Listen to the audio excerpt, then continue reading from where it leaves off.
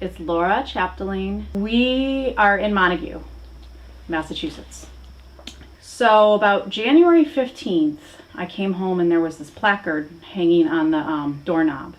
And it said Tennessee gas pipeline, and there were a number of items and you know that could be checked off, and one of them was survey rights, and it said call me Joe with a 315 area code, which I happen to know is Central New York because that's where I'm from, and I can talk more about that if you want. And I immediately kind of went into denial that it was anything. I thought maybe this is some guy wanting to sell us like a freestanding propane tank or something, because we have thought over the years about getting propane for our stove. And I just really kind of put it out of my head. Then 2 days later, he came by again when my sons were home, my teenage sons. And then I started getting scared because of what my parents have gone through in Central New York with the whole fracking experience. And I immediately started looking up information on Stop the Pipeline out in New York. And I had a real bad feeling. And I went on our local website and put something up there. And I got a call from the Montague reporter, Mike Jackson, the Montague reporter, and he and I spent and he called me after seeing that, and he and I spent about an hour on the phone trying to figure out what the heck they were doing. And it became immediately clear what they were doing. So with that information, or that theory, my husband called him. He was here in about 20 minutes, this land agent, and he told my husband that's what he was planning to do. And that's what they were planning to do. My husband said what exactly? They wanted to, at that time, and we really don't know what their current thought is, but their initial goal was to actually take this pipeline and proposed pipeline and piggyback it underneath the rail bridge, the active rail line that comes over the Connecticut River.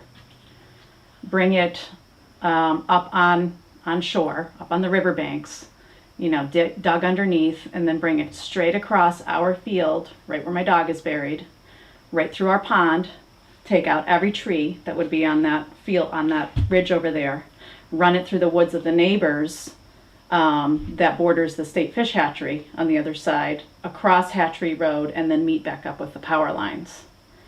So you can imagine my husband, who's much calmer about these things than I am, just told him in no uncertain terms that wasn't going to be happening. There was going to be no survey. He said even the fact that you're here is extremely detrimental to, our quality of life. And the guy seemed to accept that and left. And the first time I saw another company representative was at the select board meeting in early April, when they announced, apparently thinking we're all going to be happy about it, that they were going to be digging under the Connecticut River. They talked about this high-tech, beautifully engineered plan they have for digging 30 feet under the Connecticut River. And when I heard that, even though it took away my immediate sense that we would be like blown to bits if they put the thing on the railroad bridge, because that's absolute idiocy, I felt like somebody had kicked me in the stomach. The idea of that river being tampered with in that way, I can't even describe how much that hurt. To know, and that they were presenting that as if it was just this technological marvel that they can do this. And you could just hear this collective gasp in the room. So in that interim from, let's say, I think it was January 22nd when we actually talked to the land agent, and April 7th, they evidently figured out that there was no way to put it on the railroad bridge without, blowing it up. Presumably they don't want the thing to blow up. I had to live with the burden of that. At a fundamental level, they have undermined my ability to provide a safe home for my family. And I'm like any other animal. When I feel threatened like that, it strikes at the very core of what it means to be alive. I mean, at the end of the day, we're only here, if we have children, to have them pass on our genes. And I just can't state it more strongly than that.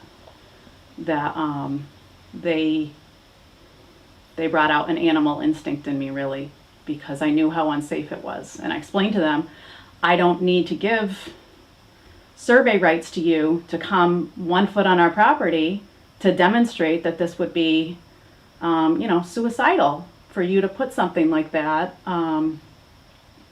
with that much vibration, with the fact that there are brush fires every dry season down there by the railroad tracks. I mean, that's all easily documented with, fire department statistics, not something I need to show them.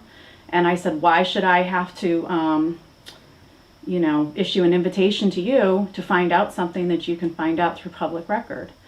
So the next time I heard from the company was in, I think, early May, when they sent a letter saying, again, they were seeking surveying rights and just reminding us what we already knew, which is that if they didn't get them, they would try to get the state to, they would petition the state to force their way on our property through the DPU process.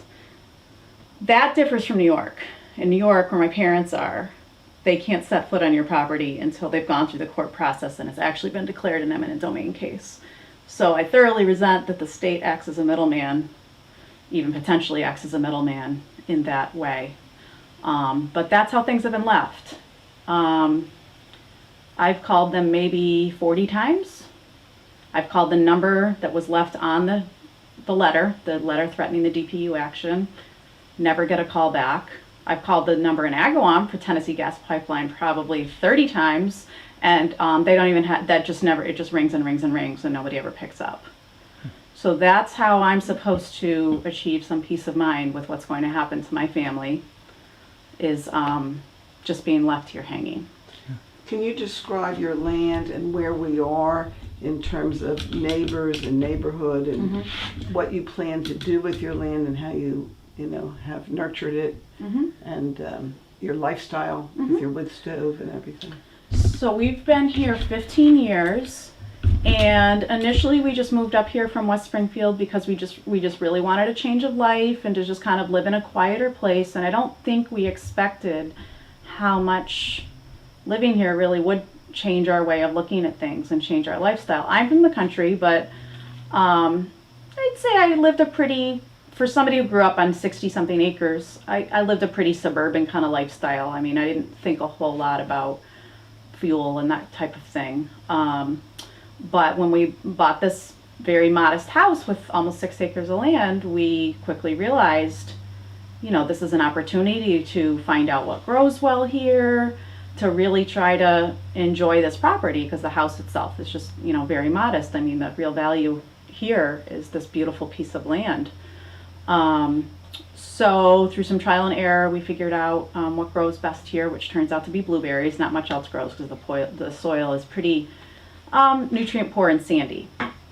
So we have 40 blueberry bushes that we've grown, and our sons have sold them down at the end of the road over the years. This year we didn't prune them as much as we should, but we're hoping to get back to that and to have. We've also sold them to local farm stands and the farmers markets, but we're hoping 40 bushes is actually a lot of berries. It's a lot more than you realize when you plant them, because they're just bare sticks. So, that's our only real cash crop here. And then our other plan is to devote that, as I said, it's pretty nutrient poor field, to solar. So we certainly hope, bare minimum, to have our house off the grid, and potentially beyond that. As for heating this little house, this is our wood stove right over here that about 8 years ago we decided to invest in, because even though this is a very small house with a newer furnace, it was new in 1997, it was going to be costing us probably like $1,500 a year to heat, and I just couldn't see doing that for a little 4-room house. So not only did we get the wood stove, but my husband, who grew up kind of in the suburbs and wasn't really a homesteading kind of guy, decided to get into harvesting our own firewood. So that's how we heat this house, and most winters it's about 2.5 cords of wood. So it's extremely efficient, and we love not having an oil bill. It's not that fun in August when you're out there splitting wood and August heat and stacking it and then taking it down and stacking it again in the little mudroom out back. But it's really been a way of life for us living out here, not just a house. And I think we share that with a lot of people who live out here. We realize it's a privilege. We don't take it for granted. And I don't want to just live a kind of high consumer lifestyle on a beautiful piece of land. I want to tread as lightly on it as we possibly can. And we get a lot of pleasure out of that. So that is what I have to say about living out here. So I mentioned earlier that I had some background with what this could potentially be about because of my parents' situation. My parents live out in central New York at the very northern edge of the Marcellus, the deepest part of the Marcellus Shale in Otsego County. And my parents' town, the town of Lawrence, did not act to ban fracking. When many other towns around it, you might have heard of Middlefield and Dryden. Well, Dryden's a little bit farther away, but Middlefield is actually in Otsego County, did. Cooperstown, which is where I was born, the mouth of the Susquehanna River, they banned fracking. So the point is, if you look at the pipeline plan out there, now there is now a proposal linked to this one, but there's another independent pipeline proposal that's a lot farther along in the process that's proposed by two drilling companies, Williams and Cabot. And if you look at the map of where they want to put it, rather than going from point A to point B, like any normal thing would with maybe a little bit of variations, it zigzags like this through all the towns, including my parents, of course, that haven't banned fracking, because they've bought up the mineral rights from everyone they could sell a good enough story to, including my parents' neighbors, which means that my parents' house is essentially worthless. So what my parents worked for 40 years, they moved in when I was a newborn, it's essentially worthless because these people a quarter mile away, who by the way did not need the money at all, wanted the money. And so because the reach of fracking can go miles, why would anybody buy a home even if the fracking ban is never lifted in New York State, even if the town put in a ban, which actually they can't. But let's say Cuomo never lifts the ban on fracking. It doesn't matter because it's the fact that the mineral rights have been purchased by those drilling companies. So that's sort of what we're looking at. So when I hear someone like Governor Patrick say, talk about natural gas as if our only concern is the pipeline, you're talking about people like my parents having their water poisoned, having everything they worked for already gone. And as a rural person, I'm going to have far more affinity with the rural people in Pennsylvania and New York and West Virginia than I am going to have with people in suburban Boston who just want to turn on the lights and never think about it and have a cheap bill. That's just not going to be the people that I'm going to be allied with when we're looking at our future, because I grew up with our water supply very, very precarious. Every time, my parents are about 3 3/4 hours from New York City. So you had a lot of people at that time who would put like hunting trailers, camping trailers out in the woods and kind of chip away, just have like a little place they could escape to on the weekends. And when they would drill a well, of course back then the regulations, well, they're still lighter in New York than they are here, but anybody could drill a well and then our spring would dry up. So basically over time, enough of these little, glorified camping sites basically went up, and that was enough to make our water supply so precarious that my parents had to drill a well. And it has terrible water, it's sulfurous, it spits when it comes out. I don't want to drink it at all. So, it's safe, but it's certainly nothing like the good water we grew up with, which is a gravity-fed spring. So the idea that a quarter mile away, they're going to put in an industrial drilling site and my parents' water isn't going to be compromised, it's absurd. And not only that, but when my parents first had that well drilled, they went down 400 feet, but they used too fast of a drill and missed the water veins. And so even though it was good pure water, it ended up closing up. So they had to go up, they ended up pretty shallow well, like at 50 feet, but it's that terrible sulfurous water. So I don't take water for granted. And the idea that these people can look at my parents with a straight face and tell them that they're, we'll give you 40 gallons of water a week. That's a compensation. I'm supposed to be, so now I've got my kids' future here I'm worried about, and my parents in their golden years having to contend with this. It's a violation of my human rights. My whole family's human rights. It really is. Montague actually was the first town to specifically deny survey rights to Kinder Morgan for a piece of town-owned land. So in other words, as an individual property owner, as a collective arm of the, you know what I'm trying to say, they took that step. However, the water department, which is the arm of the municipal water district that serves the biggest town in Montague. Montague is made up of 5 villages. We have our own water, well water here, but they voted to, for reasons nobody can understand, allow survey rights on the water district owned land adjacent to a backup water supply that Kinder Morgan wanted to look at. Other people, not I, were involved in going to the meetings and trying to get them to rescind that survey permission without any luck. I did find out later that one of the 3 commissioners worked for Rice Oil for a long time, so you know he's obviously a pipeline guy and doesn't. It's funny, you can't picnic, you can't hike, you can't do anything on that property as a citizen. But for some reason, they seem to think it was okay to let a pipeline company from Houston come in and traipse all over our public land and, you know, at very bare minimum, you know, snip limbs and things like that to try to get their survey lines through. So I was involved in activism early on in a state of sheer panic when this first happened. Because of my background from New York, I realized quickly what was going on. I called Rosenberg, I called Kulik, I called McGovern. Nobody knew anything. Everybody was bouncing the questions back to each other. I called the reporter, you know, as I told you, the Montague reporter found out what was going on through me. I called the Berkshire Eagle.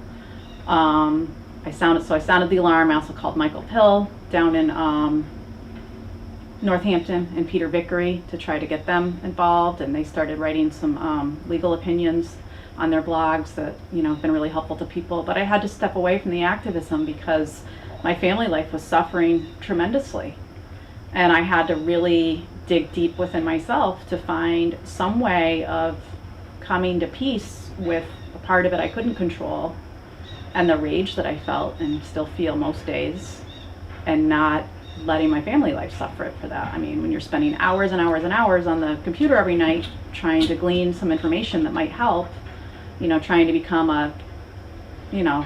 trying to educate yourself about this overnight with resources from Ohio and Texas and whatever, I mean, it can really start to chip away at your quality of life.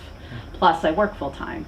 And so I haven't been really out there with the marches and the rallies and stuff like that, just because once I kind of got the lay of the land, I really had to pull back and try to, like I said, just gain some peace of mind within myself so that I was more available to my family, because that's what comes first for me. Power of numbers, I mean, it of course, I mean, tremendously comforting, you know, really, it makes me feel a lot better. It makes me feel better that when these company people are here and they see all these signs, even in Greenfield, you know, where it's the town that isn't even, you know, slated to be directly crossed or anything like that. Yeah, it's of course, it's tremendously comforting. And I guess the main reason I wanted to give this interview is to speak about the dimension about my parents, because that's just sort of an unusual coincidence, and not a lot of people have had the misfortune of having to see it from the other side. And I do want to say before this finishes that people need to be worried about fracking here. I was told that by Anne Marie Gardy out in New York State back in the winter, and I kind of dismissed it. And I think we need to be real worried about that. I don't think that these drilling companies are going to forgo an opportunity to try to get in on a piece of property that's close to a pipeline if there's anything to be found there. So that's something we need to be very, very focused on and concerned about their finding loopholes in the law. Because the pipelines are covered under the Natural Gas Act. That's a totally different animal. I mean, the regulatory process and all that, that's pretty well laid out. Fracking is still the Wild West. And I just hope nobody's being complacent about that, because I've seen what it's done to my parents. And I just want to make sure that message gets out there. So this is the pond that when the land agent came to the house and my husband brought to his attention, seemed completely unconcerned. It's really more of a, kind of a swampy, deep mud bog, I guess you could say. We have crayfish in there. We have turtles. Occasionally the herons that try to go steal fish at the hatchery just over here will also come and stand here and poke their heads in and see if there are any fish, and then they quickly realize there really aren't any and they'll take off, but it's still pretty cool to watch. We get ducks here every spring. And we have talked about making, my husband had at one time thought about being an environmental science teacher, and he'd still like to do some type of educational outreach. So at some point we would like to put a boardwalk across the back of this and, make it available to school groups and children's groups, just because it's such a safe place, if one of them fell in, it's, will come up to their knees. And, just to enjoy sort of seeing a living ecosystem like this. And when you get to the far edge of it, you can even see the raceways for the hatchery, the trout hatchery that's on the other side. So it's just something we're very proud of. Yeah, and through that whole woods, so take out that entire woods on the ridge up there. So it would of course eliminate any erosion control we have, and I would anticipate the entire thing would fill in. Never be able to plant any trees or put any structures on the pipeline path up that way. So yeah, it's very sobering.